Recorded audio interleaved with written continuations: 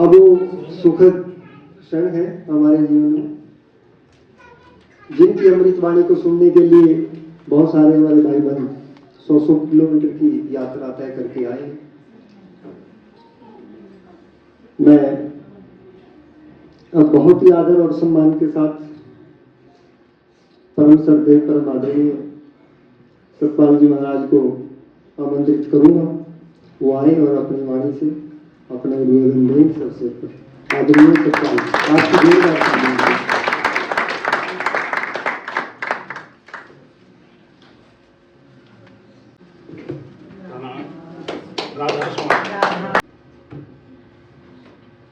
यहाँ उपस्थित अतिथिगण, मुख्य अतिथि, उन सबका परिचय तो सभी भाइयों ने दिया है, तो मैं उसमें समय खराब न करते हुए विषय पे आता हूँ। कुछ बातें अभी स्वामी जी ने कही, कुछ डॉक्टर मिश्रा जी ने कही। मेरा प्रयास रहेगा कि मैं उन बातों को रिपीट ना करूं और अपने संबोधन को संक्षिप्त में रखूं। एक बात तो मैं ये कहना चाहूँगा कि मैं आज यहाँ पहली बार आया और यहाँ जो कार्य मिश्रा जी कर रहे हैं उससे मैं बहुत प्रभावित हुआ।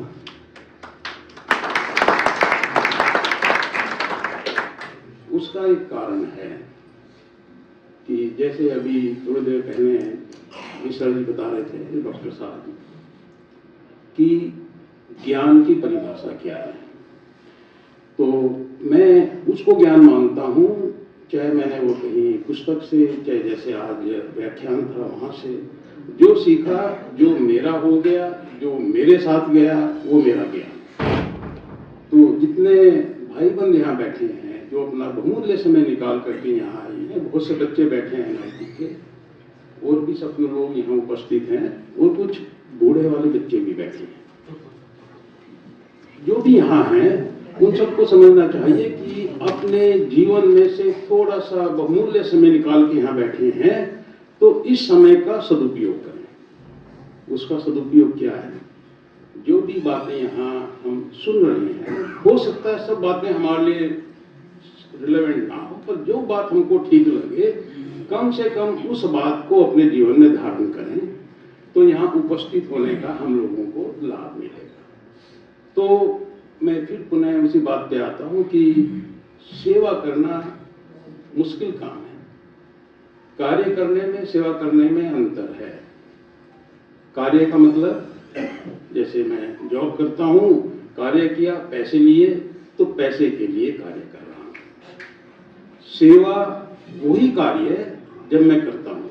मैं एक रेस्टोरेंट में रसोई का काम कर रहा हूँ, ध्येय है पैसा कमाना, तो पैसे के लिए काम किया। सेवा का मतलब उसमें कोई ध्येय नहीं होना चाहिए, निस्वार्थ। तो सेवा वही सेवा तभी कहलाएगी कि जब उसके पीछे हमारी किसी भी प्रकार की कोई लालच, स्वार्थ, मतलब ना हो। तो मिश्रा जी जैसे यहाँ सेवा कर रहे हैं, सेवा भी बहुत लोग करते हैं, करना चाहते हैं, अलग अलग प्रकार से करते हैं, बट उन सेवाओं में जो सेवा ये करते हैं उसका महत्व क्यों है? वृद्ध आश्रम चलाना, संभालना थोड़ा आसान है। क्यों? जो व्यक्ति वहां हैं जिनका कोई सहारा नहीं है, आप उनको सहारा दे रहे। पर इस प्रकार से बच्चों को संभालना, वो मात्र उनके लिए भोजन की व्यवस्था करना, शिक्षा की व्यवस्था करना नहीं है। बच्चे अभी उनका जीवन आने वाला है, उनके लिए ये फॉर्मिंग पीरियड है कि जब उनको आप बना रहे हो, मिट्टी से घड़ा बना रहे हैं। कैसा बर्तन बनेगा ये उस पर निर्भर करता है जो बनाने वाला है। तो मैं सदा से मानता हूं कि बच्चों को संभालना, बच्चों का विकास करना, उनको एक अच्छा नागरिक बनाना, उनको अध्यात्म के रास्ते पे चलाना, ये एक बहुत बड़ा कार्य है। इसके लिए मैं मानता हूं कि मिश्रा जी जो कुछ कर रहे हैं एक बहुत ही विशाल कार्य कर रहे हैं, तो मैं उनका धन्यवाद देना चाहूंगा।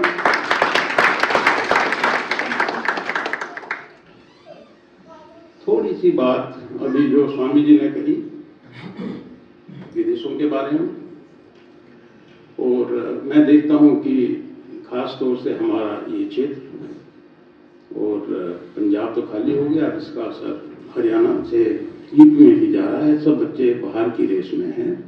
तो बात उनकी सही है कि यहाँ से अपना परिवार घर बार छोड़ के पैसे खर्च करके वहाँ किस लिए जा रहे हैं, जब तक कि हमारे पास एक प्रॉपर योजना ना हो। बट ऐसा भी नहीं है कि जो वहाँ हैं वो वहाँ छोटे काम कर रहे हैं। मैं भी लगभग पिछले 20-25 साल से तो लगातार बाहर हूँ, उससे पहले भी मैं जाता रहा हूँ।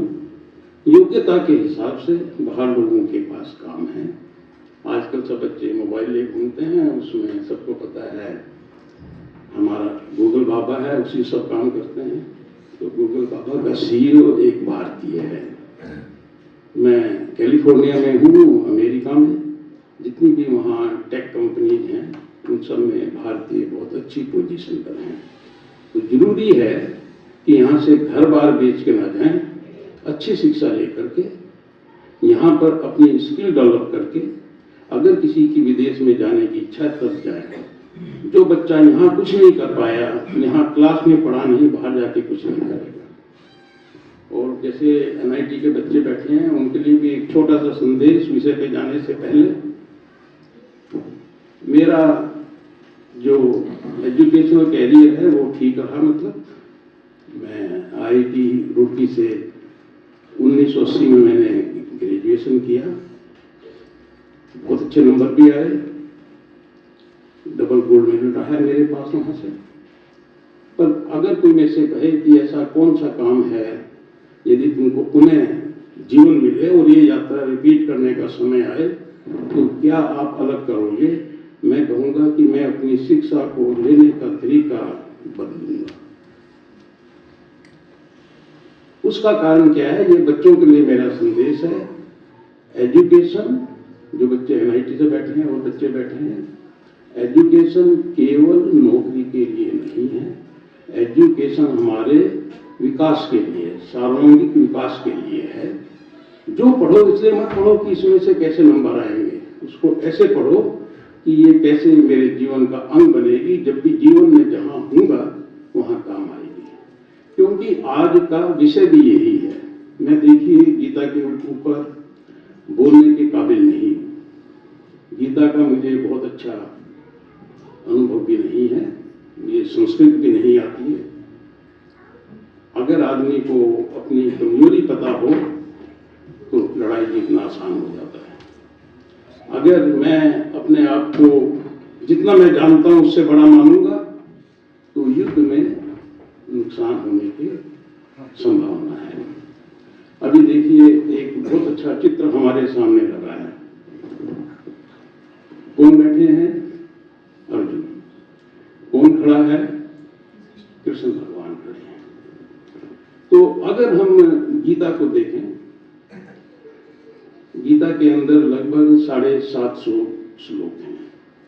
थोड़ी बहुत अगर गलती हो तो माफ करना। 700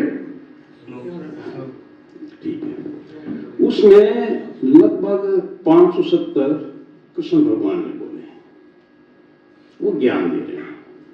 जैसे अभी मैं बोल रहा हूं, उससे पहले मिश्रा जी बोलने वाले कम लोग हैं, फिर भी कृष्ण भगवान ने अपनी बात कही और उसमें भी एक संदेश छिपा है। उन्होंने 84 श्लोकों में अपनी बात कही है। 84 को समझना चाहिए। 84 हम संसार में 84 के फेर में फंसे हुए हैं, 84 लाख योनियों में उलझे हुए हैं हम लोग। अर्जुन बैठ करके दुविधा में है, समझ में नहीं आ रहा है क्या करूं, और उसका मार्ग उसको कृष्ण भगवान दिखा रहे हैं। ये जो चर्चा हो रही है कहां पर? इस स्थली में जहां हम बैठे हैं। यह वो स्थान है जहां गीता की चर्चा हुई। और ये बातें कहां चुनी जा रही हैं?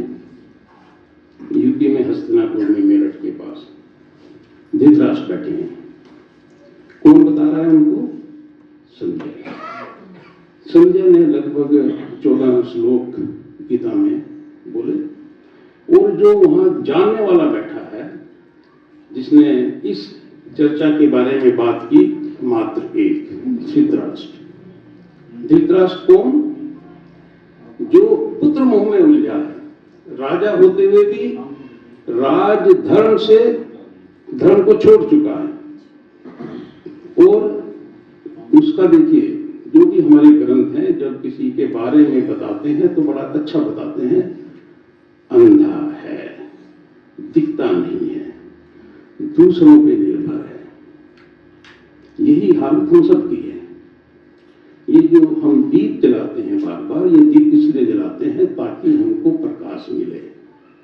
इस प्रकाश के माध्यम से, इस ज्ञान के माध्यम से जब भी हम अर्जुन की तरह द्वंद्व की स्थिति में हो, जब हमको ये ना समझ में आए मैं दाएं जाऊं या बाएं जाऊं, उस समय यह ज्ञान मेरे काम आए।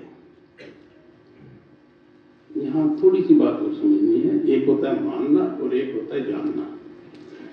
अभी जानने के बारे में मिश्रा जी ने बताया। मानना क्या होता है? जब हम छोटे थे, पढ़ते थे, टीचर खड़ा करता था लाइन से, बोलता था 2 का पहाड़ा याद करो। तो हम कैसे याद करते थे? बच्चे बैठे होंगे, 2 एकम 2, 2 दूनी 4, 2 तिया। अगर उनमें से किसी बच्चे को खड़ा कर दे, पूछ ले भी 6 का मतलब क्या है, उनका पहाड़ा है 4 के बाद 6 आता है। उनको ये नहीं पता कि 2 तिया 6 क्यों है।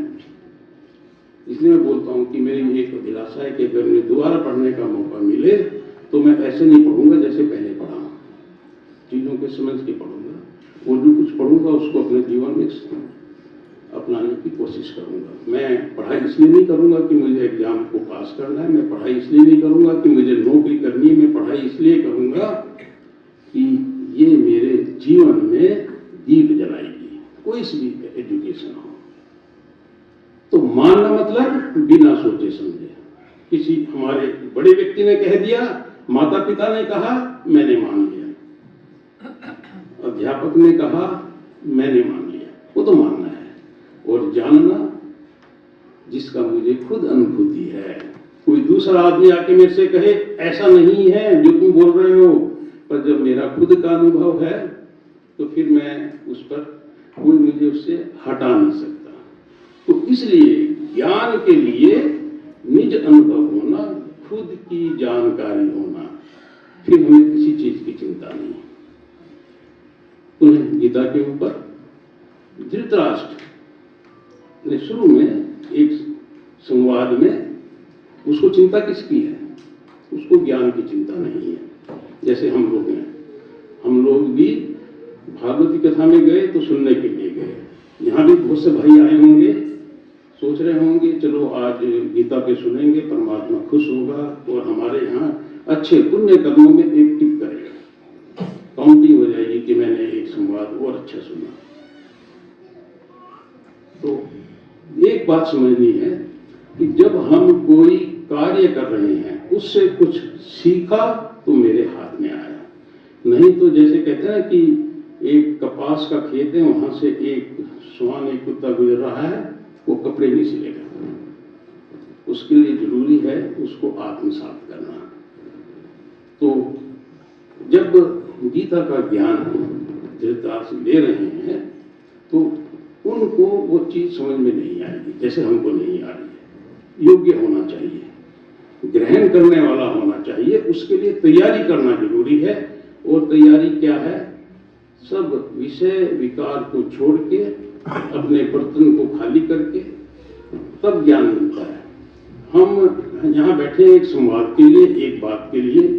हो सकता है जो मैं कह रहा हूं उनमें से बहुत सी बातें आपको ठीक ना लगे, कुछ बातें आपको ऐसी भी लगे जो आपकी मान्यताओं के विपरीत हो। फिर भी आपने सुने, नहीं अच्छी लगेंगी तो बाहर जाते टाइम छोड़ देना, अच्छी लगेंगी तो अपने साथ लेके उसको अपने जीवन में आत्मसात करना।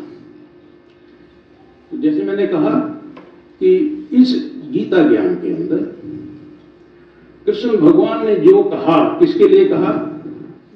अर्जुन के लिए कहा। अर्जुन समझ सकते हैं, संजय नहीं समझ रहे हैं उसको।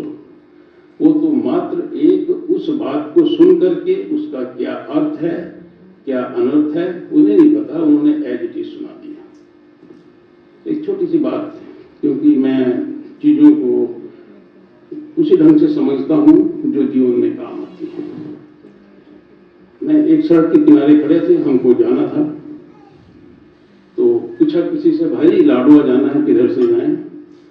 उसने कहा, भाई एक रास्ता तो ये जा रहा है, सड़क छोटी है, आगे जाओगे बड़ी सड़क है, तो मुझे किधर से जाना चाहिए जी? मैंने कहा छोटी सड़क से चलता हूँ, यात्रा कम होगी। आगे गए तो पता चला सड़क की चौड़ाई कम है, लंबाई तो बहुत ज्यादा है। और जब भाई ने मुझे बताया कि सड़क छोटी है, वो चौड़ाई बता रहे थे और मैं लंबाई समझ रहा था। तो कृष्ण भगवान जो बोल रहे हैं अर्जुन के लिए, वो चीज धृतराष्ट्र नहीं समझ सकते, क्योंकि वो तो मेरी की तरह चौड़ाई को छोटा समझ रहे हैं। अब जो गीता का पूरा ज्ञान है, मुझे संस्कृत नहीं आती है, तो संस्कृत में जो बोला गया था उसको मैं समझता, वो भी नहीं, तो हमने तो भाष्य पढ़े, उनसे समझा। पर जो समझा उसमें से मैं अपने जीवन में क्या अपना सकता हूं, वो बात मैं आप लोगों के साथ शेयर करना चाहूंगा।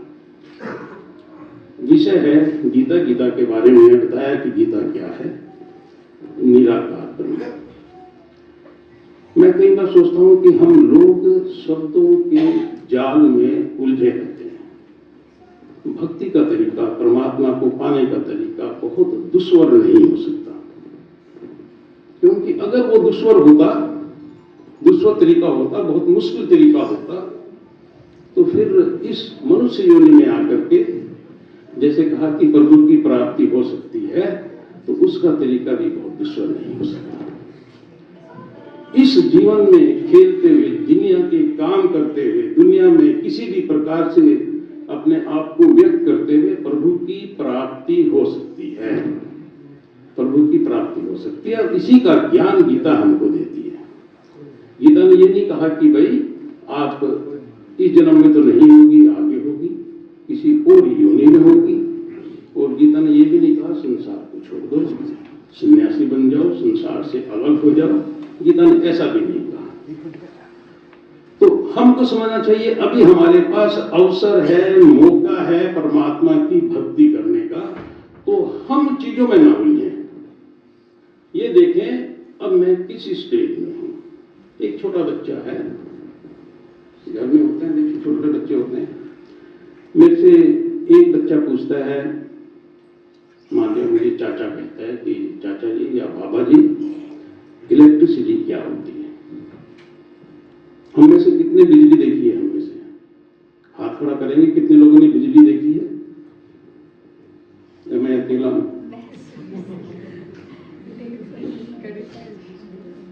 देखी है ना सबने? अगर मैं पूछूं कि यहाँ लाइट आ रही है, बिजली आ रही है, दिख रही है। ये लाइट है, बिजली नहीं है। अंतर समझिए। अभी लाइट नहीं चल रही होती, पंखे चल रहे होते, कोई हमसे पूछता बिजली है, पंखों के घूमने से मैं कहता बिजली है।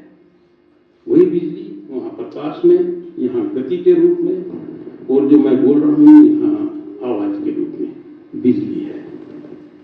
हम में से किसी ने बिजली नहीं देखी, ना देख सकता है। बिजली देखने का और भी तरीका है। मान लिया मेरे पास पंखा ना हो, लाइट ना लगी हो, साउंड सिस्टम ना हो, बिजली की तार को जाके छू, तो मुझे पता चल जाएगा बिजली है या नहीं। पर वो तरीका ऐसा है जो मुझे नुकसान पहुंचा सकता है, जो मुझे नहीं करना चाहिए। तो बिजली होने का अनुभव होना, बिजली का कोई आकार नहीं, बिजली का कोई रूप नहीं, फिर भी हम उसको देख सकते हैं। जिसको हम देखना कह रहे हैं वो आंखों से देखना नहीं है, वो अनुभव की चीज है। जब मैं छोटा था, मैं बचपन से ही, हमारे बाबा संत प्रेम सिंह जी महाराज हैं, तो मुझे तो याद नहीं मैं कब से उनके साथ जुड़ा। तो ये तो ऐसे भी याद आता है कि जब मैं 3 साल 4 साल का था, तभी बैठ करके मैं ध्यान करता रहा। दीक्षा उन्होंने बाद में दी, और जब मैं 18 साल का था तब हमारे गुरु जी इस नश्वर शरीर को त्याग करके ज्योति ज्योत समा बहुत कम समय में उनके सानिध्य में रहा, पर जितना ज्ञान जो कुछ उनको मुझे देना था उन्होंने मुझे दिया। जो चीज़ें उन्होंने मुझे समझानी थी उन्होंने मुझे समझाई। तो जैसे मैंने कहा कि बिजली का अनुभव, चीज़ों का अनुभव कैसे होता है, जब हम खुद करें, उसके लिए हमारी खुद की तैयारी होनी चाहिए। अब हम बात कर रहे हैं फिर परमात्मा की। परमात्मा का एक रूप जो आज हमारे डिस्कशन का विषय है, निराकार। परमात्मा क्या है? जैसे थोड़ी देर पहले स्वामी जी ने कहा, वो साकार भी है, निराकार भी है। जब मैं उस अवस्था में हूं कि मैं बिजली का अनुभव नहीं कर पा रहा हूं, तो प्रकाश के रूप में जब देखा तो साकार रूप में देखा, पंखे के रूप में देखा, साकार रूप में देखा। अब आवाज है वो कहीं साकार और निराकार के बीच की चीज है। पहले तो मैं समझता हूं ये साकार निराकार है क्या। कभी हमारे मन में आता है कि भाई गीता में सब जगह परमात्मा को निराकार साकार बताया है। भेद तो बड़ा आसान है पर समझना थोड़ा मुश्किल है। आपने बर्फ देखी है, जो बर्फ होती है उसका एक आकार है, पूरी शेप है, जिस शेप में है वो वैसे दिखता है। और जब वो मेल्ट होती है, पिघलती है, पानी बनती है, तो क्या परिवर्तन आया? आकार तो खत्म हो गया उसका, बस है अभी द्रव्य है, द्रव्य है मतलब लिक्विड स्टेज में है।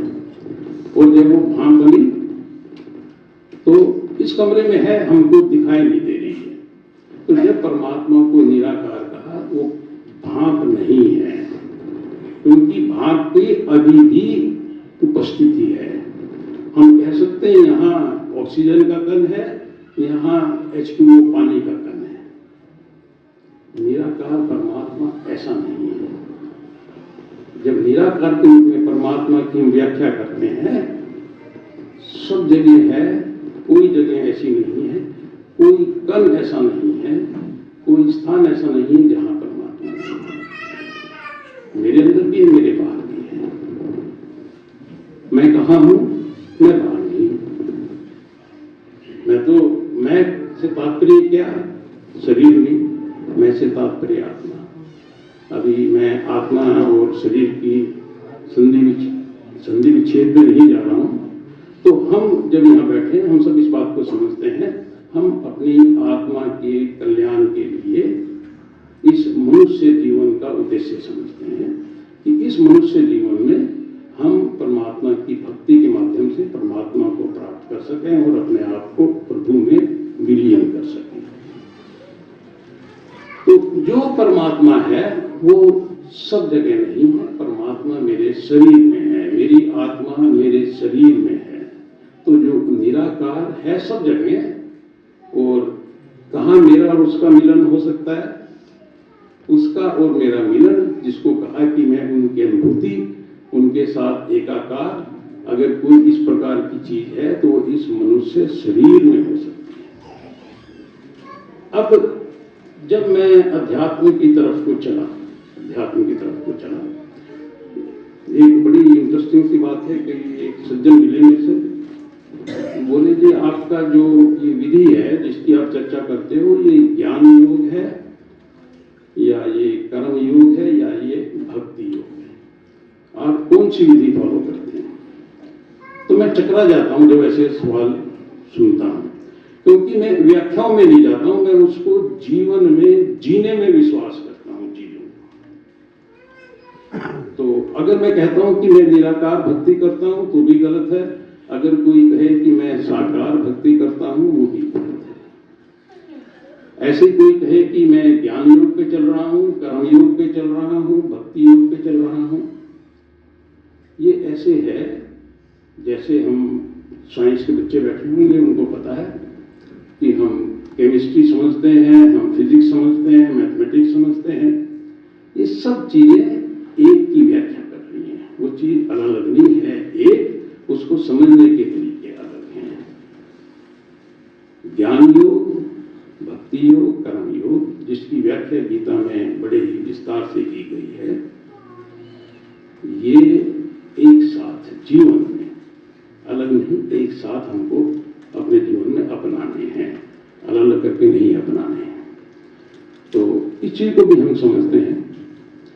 जहाँ तक गीता का निचोड़ है, जिसको मैं समझता हूँ, हम कहते हैं कि मनुष्य का शरीर मिला परमात्मा की भक्ति के लिए। परमात्मा की भक्ति का तात्पर्य कि हम 84 लाख योनियों में, एक योनि से दूसरी योनि में बड़े अच्छे कर्म थे हमारे, तब हम इस मनुष्य की योनि में पहुंचे। यहाँ पे भी हम देखते हैं लोगों में भेद है। कोई आदमी एक अमीर घर में है, कोई गरीब घर में है, अलग अलग जगह हैं। तो कई बार हमारे मन में आता है कि हे परमात्मा, तुमने ये क्या किया। तो जब हम ये बात कहते हैं तो याद रखना, हम दुख में होते हैं तभी ये बात कहते हैं। दूसरे के पास है, मेरे पास नहीं है, तब ये बात कहते हैं कि हे परमात्मा, तूने ये क्या किया। जब मैं सुख में होता हूँ तब मुझे परमात्मा कम याद आते हैं, और मैं भूल जाता हूँ कि अगर सुख की चाहना करोगे तो दुख को छोड़ नहीं सकते। जीवन में दुख चाहोगे, सुख साथ लगेगा।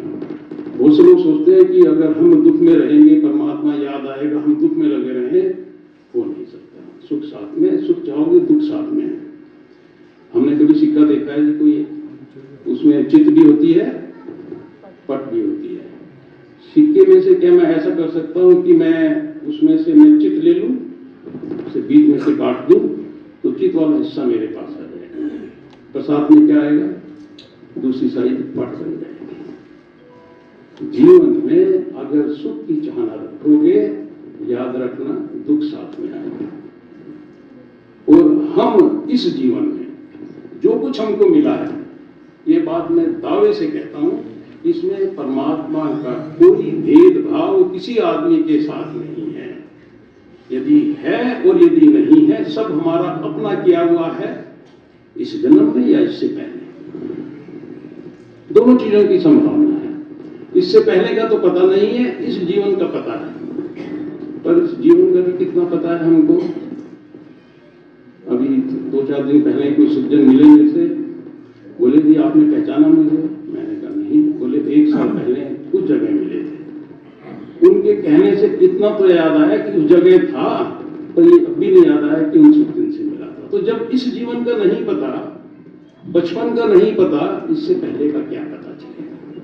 तो हमारे जीवन में जो कुछ हो रहा है, और एक चीज और, हम सब यहाँ बैठे हैं और मिश्रा जी ने ये एक हमको अवसर दिया, हम सब लोगों को एक स्थान पे लेके आए।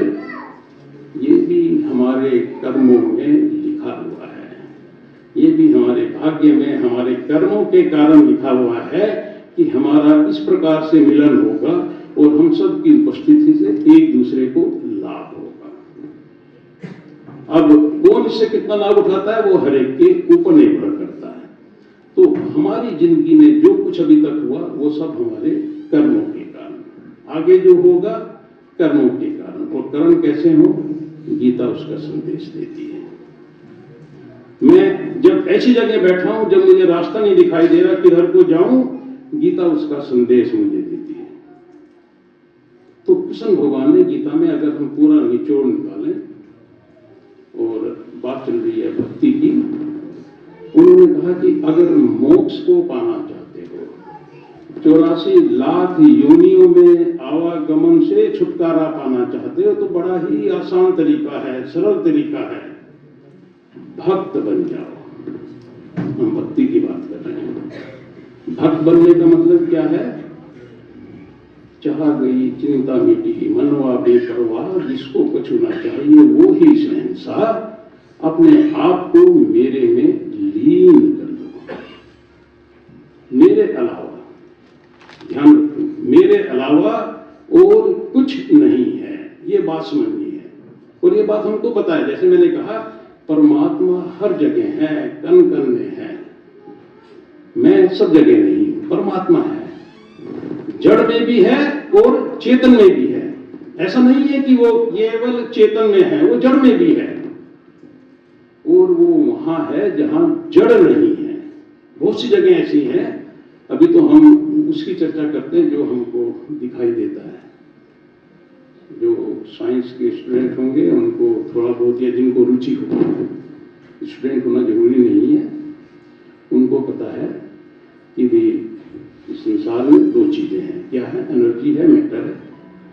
जैसे मैंने बिजली की बात की, बिजली एनर्जी है, वो जो हमको ये दिखाई दे रहा है, ये मैटर है, जिनको हम प्रकृति बोलते हैं। प्रकृति की बात कर रहा हूँ। पर ऐसे ही एंटी मैटर भी है, एंटी एनर्जी भी है, जिसका हमको पता ही नहीं है। मैं इसलिए चर्चा कर रहा हूँ कि परमात्मा सब जगह है, एनर्जी भी परमात्मा से है, जड़ भी परमात्मा से है, जहां कुछ नहीं है वहां भी परमात्मा है।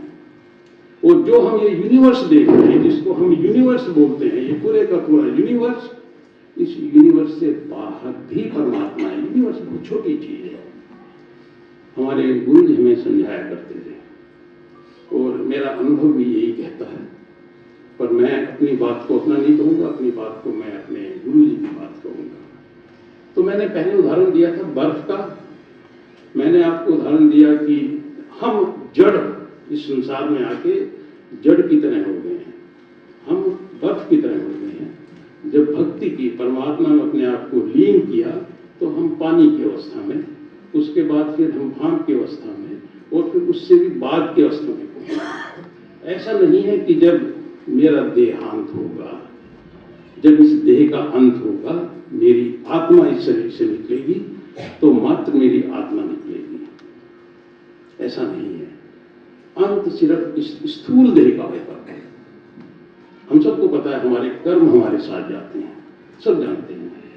कर्म तो यहाँ नहीं छूटेंगे ना, संसार के पदार्थ छूट जाएंगे, जो कुछ कमाया वो रह जाएगा, धन दौलत वो रह जाएगी, संबंध रिश्ते नाते सब यही रह जाएंगे। पर जो हमने किया, जो हमारे कर्म है, वो हमारे साथ जाने वाले सूक्ष्म शरीर, कारण शरीर, महाकारण शरीर, ये आत्मा पे चढ़े हुए जितने भी गिलाफ हैं, ये सब मेरे साथ जाने वाले हैं। इसलिए मैं कई बार कहता हूं लोगों से, अगर परमात्मा की भक्ति करनी है अभी करो। उसके लिए ये मत सोचो बाद में करेंगे, रिटायरमेंट के बाद करेंगे। जॉब कर रहे हैं, इसलिए मैंने कहा जीवन में ये अलग अलग रास्ते नहीं है। ज्ञान, योग, भक्ति हर समय करना है। हर समय कुछ भी करते हुए ये चीज मेरे साथ खड़ी है, इनको अलग नहीं करना है। इसको थोड़ा समझते हैं। तो कृष्ण भगवान गीता में बोलते हैं कि यदि 84 लाख योनियों से मुक्ति चाहते हो, भक्त बन जाओ और अपने आप को मेरे में लीन कर दो। भक्ति का तरीका जो भक्ति जन करते हैं। हम सब लोग जो कहते हैं कि जी हम सत्संगी हैं, हम अपने आप को पूर्ण रूप से समर्पित करते हैं। अगर आप ये नहीं कर सकते, दूसरा तरीका, योगियों वाला तरीका, कहते हैं कि साधना करो, योग करो, खुद की अनुभूति लो। वो बहुत कठिन है, इतना सरल नहीं है, क्योंकि हम संसारी जीव हैं, संसार में लगे हुए हैं। भक्ति भी नहीं हो रही है, योग साधना भी हमसे नहीं हो रही है। तो कृष्ण भगवान का संदेश है कर्म योग के ऊपर। वो कहते हैं जो कुछ करो इस संसार में, अपना समझ के मत करना, मेरा समझ के करना। मेरा काम है, तुम करने कराने वाले नहीं हो। क्या संदेश दे रहे हैं अभी अर्जुन को कि जो तुम समझ रहे हो वो हो चुका, तुम कुछ नहीं कर रहे हो, ये सब होना है, तुम एक निमित्त मात्र हो। तो जब मैं अपने जीवन में हर कार्य को इस प्रकार से करता हूं कि वो कार्य प्रभु कार्य है, मैं नहीं हूं, तो किस चीज को छोड़ा मैंने? यहां पे आकर के अहंकार को छोड़ दिया, मैं को छोड़ दिया। तो मेरी कोई लालसा भी नहीं है, मेरी कोई इच्छा भी नहीं है। ये करना भी आसान नहीं है कि मैं सब कार्य को प्रभु का समझ के कैसे करूं। फिर कहा कि अगर ये भी तुम्हारे बस का नहीं है, देखो भगवान कितने रास्ते दे रहा है हमको। कह रहा है कि फिर तुम अपना कार्य करोगे, अपना कार्य करो जो हम करते हैं। कहते कार्य करो, अपना काम करो, कम से कम उसके फल में मत उलझो, उस फल को मेरे ऊपर छोड़ो। मैंने कहा मैं ये भी नहीं करूंगा, मैं ये भी नहीं करूंगा। अब एग्जाम की तैयारी कर रहा हूं, मैं पढ़ाई कर रहा हूं, क्लास में फर्स्ट आना है, पूरी तैयारी है, रिजल्ट आया, नंबर बहुत अच्छे आए, पर एक बच्चे ने मेरे से ज्यादा मेहनत कर ली, फर्स्ट वो आ गया। तो मेरा जो कर्म है, कर्म करना मेरे हाथ में है कुछ हद तक, पूरा नहीं। अगर कोई कहे कि सब कुछ मेरे हाथ में है तो कहीं ना कहीं मैं समझने में गलती कर रहा हूं। फिर भी जो कुछ मैं कर सकता हूं मैंने किया, जितनी मेरी योग्यता है वो हमको करना चाहिए। मैं इससे सबको बोलता हूं कि इस संसार में जब हम आए हैं तो यहाँ इसलिए नहीं आए कि हम सब कुछ छोड़ के बैठ जाएं। परमात्मा ने शरीर दिया, परमात्मा ने जीवन दिया है, इसलिए दिया है कुछ करने के लिए। कुछ करने के लिए जब जीवन दिया है तो ये समझ लो करना तो जरूरी है, कर्म करना तो जरूरी है। हम कर्म करना छोड़ नहीं सकते, इसलिए हमको शरीर दिया है और ये चाहिए। सांस ले रहे हैं तो कर्म हो रहे हैं, कर्म तो होंगे ही। मन है हर्ष में विचार कर रहा है, कर्म तो होंगे ही। पर जो फल है वो बहुत चीजों पर निर्भर करता है। मेरे ऊपर अकेले पर निर्भर नहीं करता, मेरे कार्य पर निर्भर नहीं करता। मैं सड़क पर ठीक प्रकार से जा रहा हूं, उधर से दूसरे आदमी ने आके एक्सीडेंट कर दिया। कितने एक्सीडेंट ऐसे होते हैं जिसमें मेरा अपनी कोई गलती नहीं। तो इसका मतलब ये है जब फल के ऊपर मेरा नियंत्रण नहीं तो मैं उसको सोच करके अपने आप को फैसला करता। तो क्या कहा, कर्म करो पर कम से कम फल की इच्छा तो छोड़ दो। अब अगर ये भी नहीं कर सकते तो जैसे मैंने कहा फिर तो वही रास्ता है, सुख और दुख। एक दिन इस शरीर का अंत होगा और फिर दूसरी योनि तैयार है मेरे लिए। जो कुछ मैंने किया है उस योनि में जाकर के मेरी आत्मा जाएगी, प्रभु के पास नहीं जाएगी, क्योंकि प्रभु के पास जाने की मैंने तैयारी नहीं की। जब मैं गीता को देखता हूँ, विजय भाई समय का बता देना मुझे थोड़ा।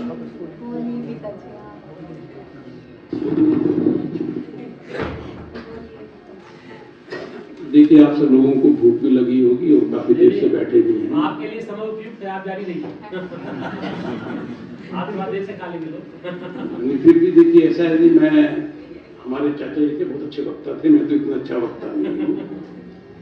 तो उनके साथ क्या था कि वो सत्संग कर रहे हैं, प्रवचन कर रहे हैं, हमको लगता था अब समाप्ति की तरफ है। उसके बाद वो फिर लय में आ जाते थे। तो एक बार फिर दोबारा लय में आ गए तो दूसरा आधा घंटा, और कई बार 2.5 घंटे भी हो गए हैं, 3 घंटे भी हो गए हैं। लोग थक गए हैं बैठे बैठे। पर वो जब प्रभु में लीन होकर के बातें करते थे तो उनको, यहाँ कई सत्संगी बैठे हैं उनको इसका अनुभव है। पर मेरा प्रयास ये रहता है, क्योंकि मेरा ये मानना है कि हमारे सुनने की, समझने की एक सीमा है।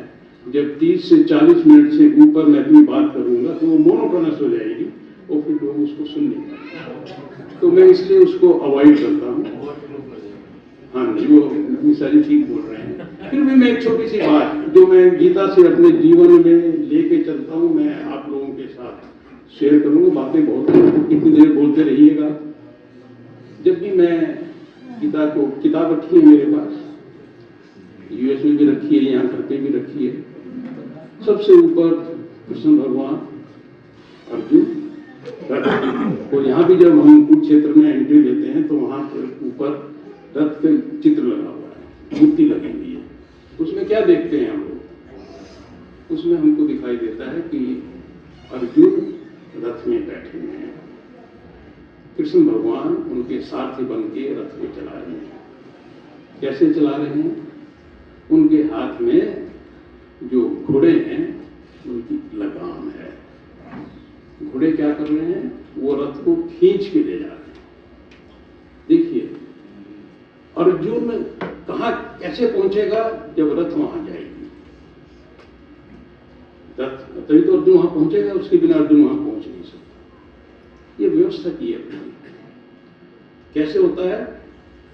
अर्जुन कृष्ण भगवान से कहते हैं कि मुझे लेकर के दोनों सेनाओं के बीच में लेके चलो। कहीं भी कोई भी चीज उन्होंने बताई।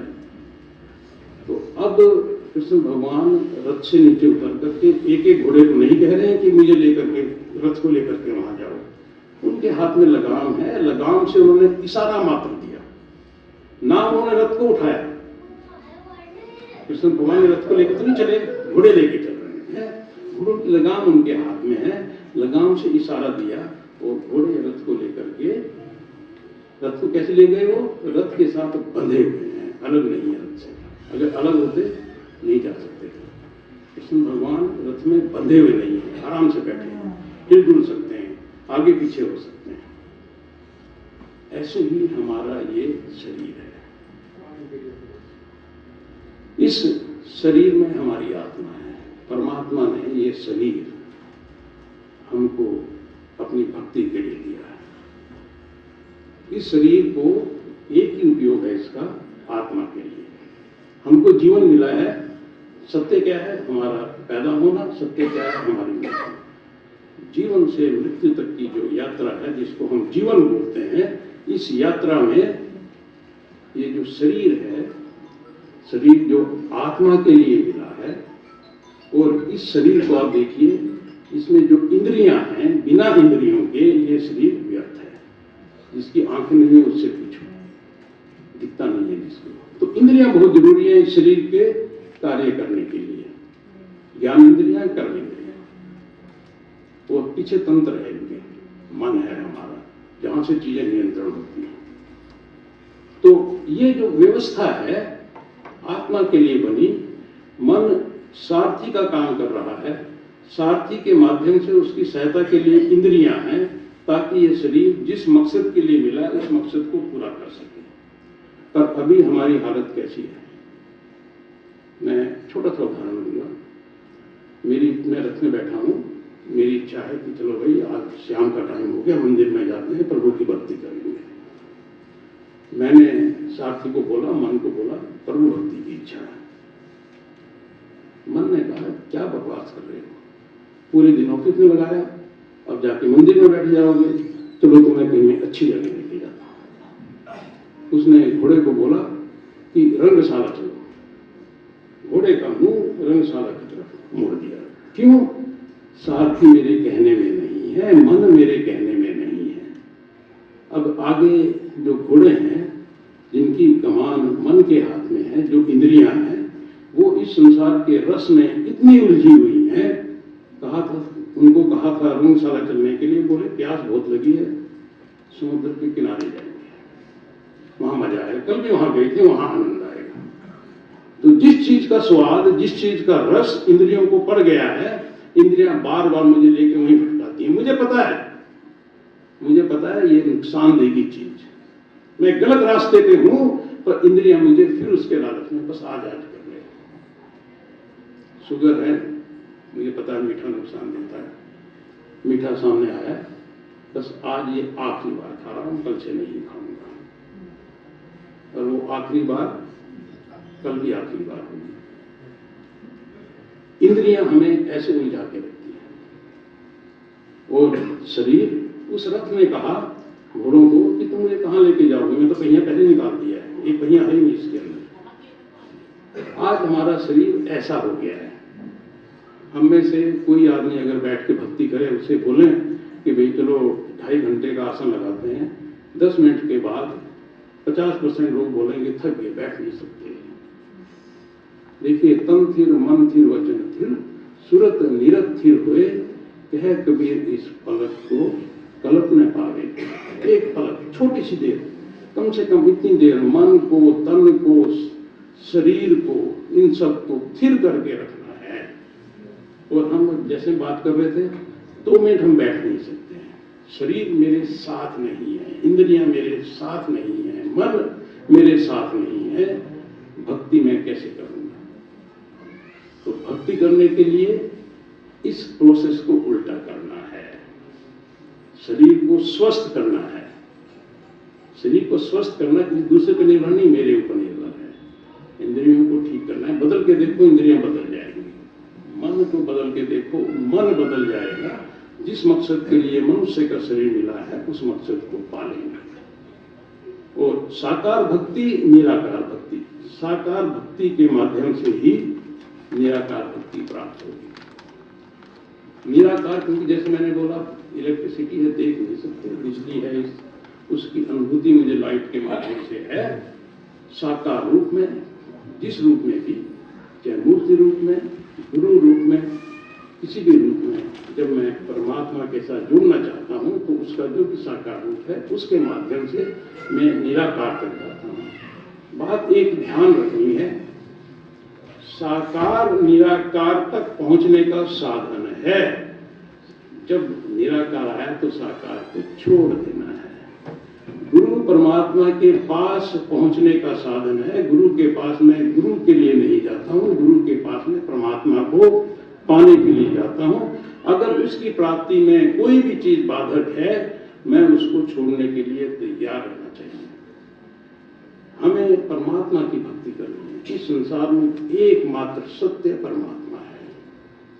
सत्य के साथ जुड़ना ही सत्संग है, जिसके लिए हम यहाँ बैठे हैं। जब बैठ के मैं परमात्मा की बात करूं, परमात्मा के साथ जुड़ूं, तो वो ही निराकार भक्ति, क्योंकि सत्य निराकार, प्रकाश निराकार। स्थूल के माध्यम से, साकार के माध्यम से हम निर्गुण निराकार उस परमात्मा की तरफ चले।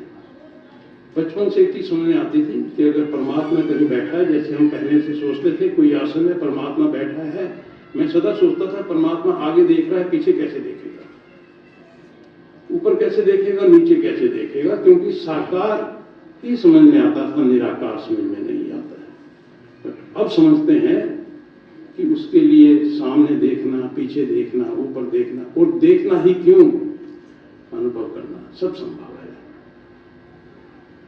जो कि तब समझ में आया जब खुद की अनुभूति हुई। तो मेरा तो एक ही अनुरोध है आप सब भाई बहनों से, जहां तक हो सके खुद का अनुभव करें। सुनी सुनाई बातों पर किसी ने जो कहा उनको मानना मनुष्य के लिए किसी भी समय घातक हो सकता है। जानना बहुत जरूरी है। तो हम मानने से जानने की तरफ बढ़ें, और इस मार्ग में इसके लिए ज्ञान चाहिए, प्रकाश चाहिए। तो उन सब आप सबके जीवन में प्रभु का प्रकाश, प्रभु की दया में है, सदा बनी है। इन्हीं बातों के साथ मैं अपनी जीवा को विराम देता हूँ। धन्यवाद।